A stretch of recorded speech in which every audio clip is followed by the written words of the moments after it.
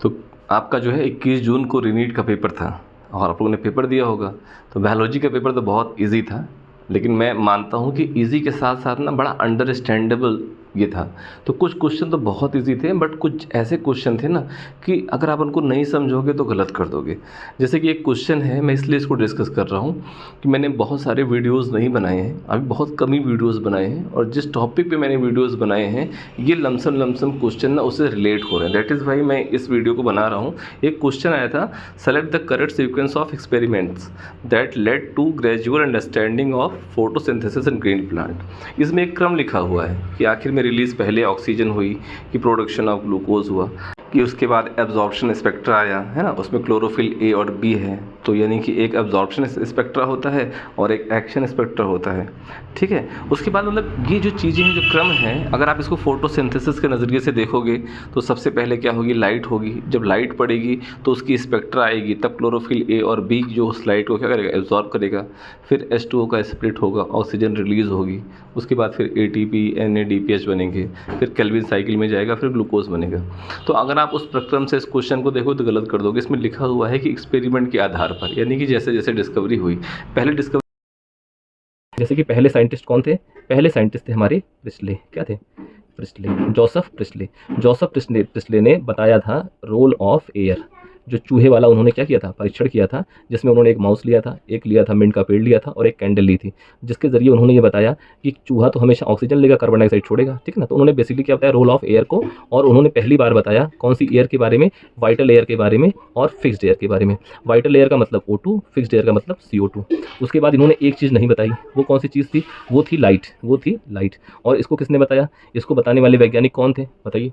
आप अपने दिमाग पे जोर डालिए, कौन से ऐसे वैज्ञानिक थे जिन्होंने बताया, नहीं पता। उनका नाम था जैन इंगेन हाउस, है ना, ऐसे ही नाम होते हैं इन लोगों के, साइंटिस्टों के। तो इन्होंने क्या किया था, इन्होंने एक बीकर लिया था, एक फनल लिया था। ठीक, इन्होंने प्लांट कौन सा लिया था, हाइड्रिला। कौन सा प्लांट लिया था, हाइड्रिला। हाइड्रिला का प्लांट लेने के बाद इन्होंने क्या किया था, इस हाइड्रिला के प्लांट को यहाँ पे जो है इन्होंने लगा दिया था। और उसके बाद इन्होंने क्या दी थी, इसको लाइट दी थी। तो लाइट दी तो इसने क्या किया, एयर के बबल निकालना चालू किया, यानी कि इसमें क्या बने, बबल। और इस बबल के जरिए हमने जाना, बबल के जरिए कैसे जाना, हमने इस फनल को ले लिया, इस फनल को ऐसे ले लिया, ऊपर से बंद कर लिया, इसने निकाली ऑक्सीजन, हमने इस फनल को बाहर निकाल लिया, इसके अंदर माचिस की तीली लगाई, तो देखिए माचिस की तीली बहुत तेज जलने लगी, इसका मतलब यहाँ पे क्या थी, ऑक्सीजन। ठीक, तीसरा वाला कौन सा साइंटिस्ट था, तीसरे वाले साइंटिस्ट थे जिनका नाम था जूलियस वॉन सैच। कंफ्यूज मत होइएगा वॉन सैच में और वॉन नील में, ये कौन से थे, Julius von Sachs. Julius von Sachs ने किया था, जूलियस वॉन सैच ने आयोडीन टेस्ट किया था, किसके लिए, स्टार्च के लिए। और आपको पता है कि जो ग्लूकोज होता है, क्या होता है, ग्लूकोज सबसे पहले सिंथेसाइज ग्लूकोज होता है, then after this is converted to starch. और जो स्टार्च के लिए हम कौन सा टेस्ट करते हैं, स्टार्च के लिए हम टेस्ट करते हैं आयोडीन का। और आपको पता था कि जब भी हम आयोडीन का टेस्ट स्टार्च के साथ करते हैं तो हमको कौन सा कलर मिलता है, ब्लू और ब्लैक। उसके बाद हमारे एक फोर्थ साइंटिस्ट थे, उन फोर्थ साइंटिस्ट का नाम क्या था, फोर्थ साइंटिस्ट मतलब उनका फोर्थ नंबर का क्या नाम था, उनका नाम था TW एंगलमैन। जिन्होंने क्या किया था, जिन्होंने स्पेक्ट्रम को बताया था, किसको बताया था, स्पेक्ट्रम को, यानी कि लाइट को प्रिज्म के द्वारा तोड़ना।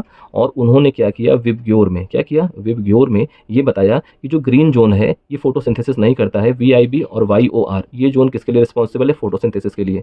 और उन्होंने ये भी बताया था, ये बताया कैसा था, उन्होंने कौन सा प्लांट लिया था, प्लांट नहीं, उन्होंने एल्गी ली थी, इसका नाम था क्लैडोफोरा। क्या नाम था, क्लैडोफोरा।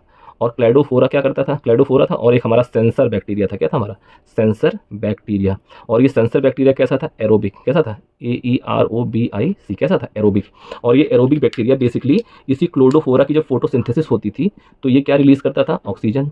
और इस ऑक्सीजन की से क्या होता था, एरोबिक बैक्टीरिया की ग्रोथ होती थी। अगर एरोबिक बैक्टीरिया को ऑक्सीजन नहीं मिलेगा तो एरोबिक बैक्टीरिया ग्रोथ नहीं करेगा। और जब हमने उसका एक्सपेरिमेंट किया था और हमने यहाँ पे क्या किया था, क्लैडोफोरा को लगा दिया था, यहाँ हमने प्रिज्म के जरिए क्या किया था, लाइट को रिफ्लेक्ट कराया था। तो जो हमारा VIB जोन है और हमारा YOR जोन है, इस जोन में क्या हुआ, जब इस जोन में लाइट पड़ी तो यहीं पर फोटोसिंथेसिस होगी, तो यहाँ से O2 रिलीज होगी। तो O2 जब रिलीज होगी तो उसको सेंस कौन करेगा, एरोबिक बैक्टीरिया। और यहाँ पर देखा गया कि एरोबिक बैक्टीरिया की ग्रोथ ज़्यादा थी। और इस स्पेक्ट्रम से हमने तीन चीज़ें पता लगाई थी। एक हमने लगाया था एक्शन स्पेक्ट्रम, क्या लगाया था, एक्शन स्पेक्ट्रम। एक्शन स्पेक्ट्रम का मतलब ये है कि जो ये हमारी लाइट है VIB और YOR, तो ये लाइट जो है अगर कोई एब्जॉर्ब तो कर रहा होगा, कोई ना कोई तो ऐसा होगा जो एब्जॉर्ब कर रहा होगा। यानी कि एल्गी में पाए जाते थे क्लोरोप्लास्ट, और क्लोरोप्लास्ट में पाया जाता था क्लोरोफिल। और क्लोरोफिल हमारे कितने टाइप के होते हैं, 7 टाइप के क्लोरोफिल होते हैं। और 7 में पहला कौन सा होता है, A, दूसरा कौन सा होता है, B, तीसरा होता है C। A और B और C से क्या होता है, कैरोटीनॉइड। ठीक, अभी इसको आगे डिस्कस करेंगे, बस खाली एक्सपेरिमेंट समझ लीजिए कि आखिर में फोटोसिंथेसिस में हो क्या रहा है। दूसरा हमने कौन सा स्पेक्ट्रम जाना था? दूसरा हमने जाना था एक स्पेक्ट्रम का नाम क्या था उसका? एक्शन था, और एक क्या था? एब्जॉर्प्शन, है ना? क्या था? एब्जॉर्प्शन, ठीक है ना? सॉरी, एक्शन के ज़रिए हमने ये जाना था, देखिए मैं फिर कन्फ्यूज़ कर गया। एब्जॉर्प्शन के ज़रिए हमने जो जाना था रेड और ब्लू, है ना? तो जो हमारे पिगमेंट है बेसिकली वो किसके ज़रिए काम करते थे? एब्जॉर्प्शन के ज़रिए, ठीक है ना? एक्शन स्पेक्ट्रम में हमने ये जाना था कि क्या एक्शन हो रहा है, यानी कि इसमें कितनी O2 रिलीज़ हो रही है, और उस O2 रिलीज़ के कारण बैक्टीरिया की जो ग्रोथ है, वो हमने किसमें जाना? एक्शन स्पेक्ट्रम में, ठीक है ना? और हमने जाना कि फोटोसिंथेसिस कहाँ पे हो रही है, ठीक है ना? इसको बहुत